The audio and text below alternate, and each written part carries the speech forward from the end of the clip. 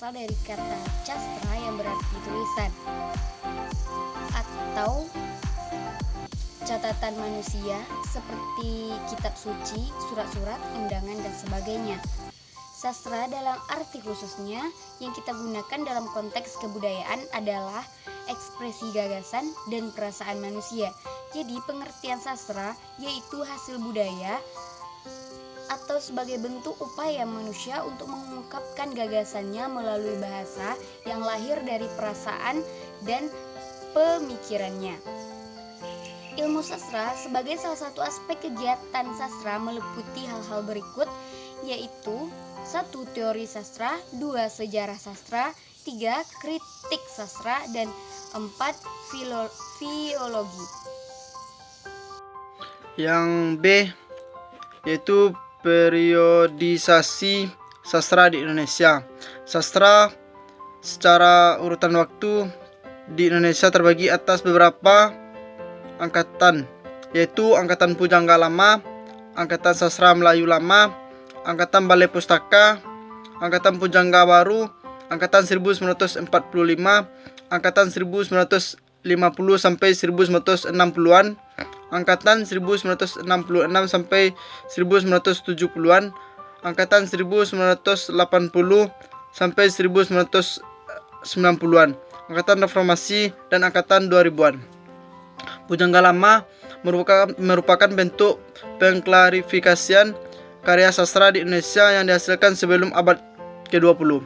Pada masa ini, karya sastra didominasi oleh syair, pantun, gurindam, dan hikayat. Di Nusantara, budaya Melayu klasik dengan pengaruh Islam yang kuat meliputi sebagian besar negara pantai Sumatera dan Semenanjung Malaya. Yang bagian B, Angkatan Balai Pustaka, diikuti oleh penulis-penulis lainnya pada masa itu. Angkatan Balai Pustaka merupakan karya sastra di Indonesia yang terbit sejak tahun 1920 yang dikeluarkan oleh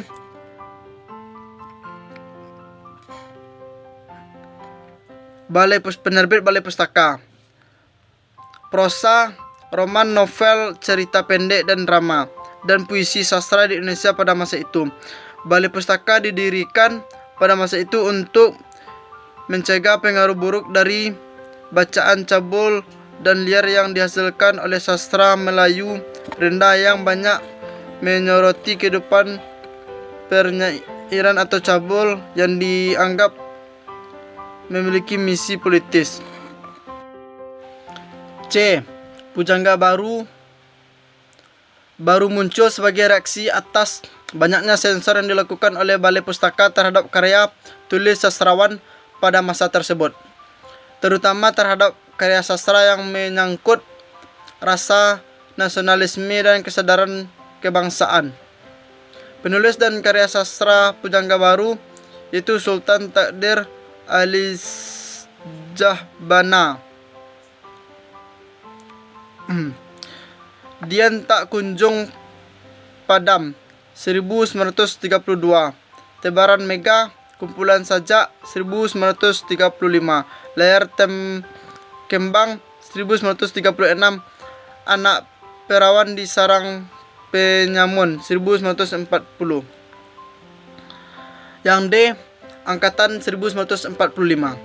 Pengalaman hidup dan gejolak sosial politik budaya telah mewarnai karya sastrawan Angkatan 45. Karya sastra angkatan ini lebih realistik dibanding karya angkatan Pujangga baru yang romantik idealistik. Karya-karya sastra pada angkatan ini banyak bercerita tentang perjuangan merebut kemerdekaan seperti halnya puisi-puisi Chairil Anwar. E. Angkatan 1950-an. Angkatan 50-an ditandai dengan terbitnya majalah sastra Kisah Asuhan H.B. Jassin. Ciri angkatan ini adalah karya sastra yang didomisili dengan cerita pendek dan kumpulan puisi. F. Angkatan 1966 sampai 1970-an. Angkatan ini ditandai dengan terbitnya Horizon atau majalah sastra pimpinan Mohtar Lubis, semangat avant-garde sangat menonjol pada angkatan ini. Banyak karya sastra pada angkatan ini yang sangat beragam dalam aliran sastra dengan munculnya karya sastra beraliran surrealistik, arus kesadaran, arketip, dan absurd. G. Angkatan 1980 sampai 1990-an. Karya sastra di Indonesia pada kurun waktu setelah tahun 1980 ditandai dengan banyaknya roman percintaan dengan sastrawan wanita yang menonjol pada masa tersebut yaitu Marga. Karya sastra Indonesia pada masa angkatan ini tersebar luas di berbagai majalah dan penerbitan umum. Beberapa sastrawan yang dapat mewakili angkatan dekade 1980-an ini antara lain adalah Remi Silado, Yudhistira Ardinugraha, dan lain-lain.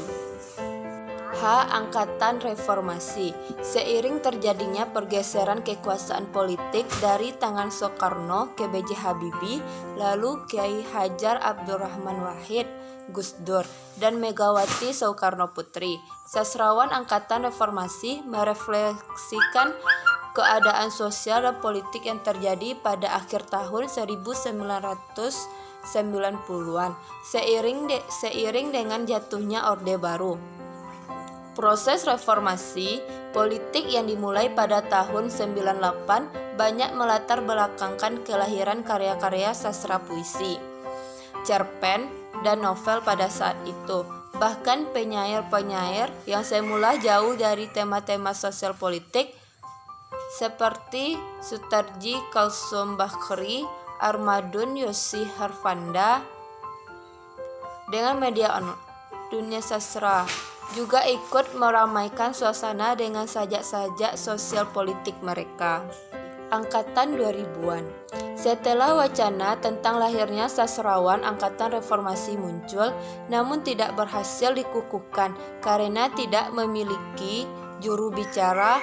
Korir Rajun Rampan pada tahun 2002 melempar wacana tentang lahirnya sastrawan angkatan 2000.